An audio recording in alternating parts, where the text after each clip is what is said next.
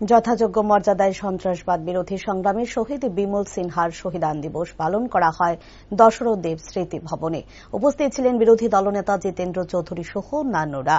সাংবাদিকদের মুখোমুখি হয়ে বিরোধী দলনেতা জিতেন্দ্র চৌধুরী বলেন, গণতন্ত্র প্রসারের লড়াই অর্থাৎ সমস্ত অংশের মানুষের ঐক্য সংহতিকে ফিরিয়ে আনার লড়াইয়ের বিমল সিনহার সহ আরও অসংখ্য প্রথম সারির নেতারা জীবনদান করেছেন।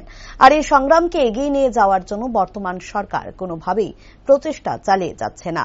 তাই বর্তমান যুগে দাঁড়িয়ে এই দিবসটি অত্যন্ত তাৎপর্যপূর্ণ বলে আশা ব্যক্ত করেন তিনি।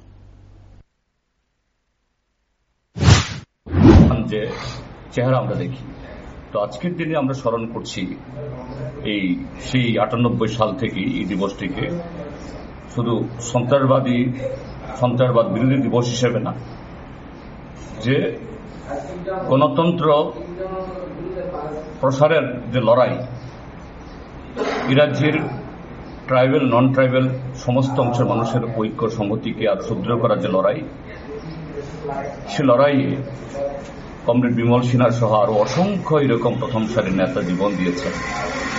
আমরা তাদের এই লড়াই, তাদের এই সংগ্রাম, অসমাপ্ত যে কর্মধারা, এটাকে এগিয়ে নিয়ে যাওয়া আজকের দিনে সাম্প্রদায়িক ভারতীয় জনতা পার্টি তারা এইভাবেই বিভিন্ন সাম্প্রদায়িক শক্তি, হয়তোবা গণতন্ত্রের আলখাল্লা পড়ে তারা সাংঘাতিক গণতান্ত্রিক দেখান, কিন্তু এই শক্তি কখনোই এই রাজ্যের মানুষের যে বিভিন্ন সম্প্রদায়ের মধ্যে সংহতি, তার গণতান্ত্রিক চেতনার বিকাশ এবং সার্বিক উন্নয়ন চান না, আমরা লক্ষ্য করি। কাজে আজকের এই দিবসটি খুবই তাৎপর্যপূর্ণ।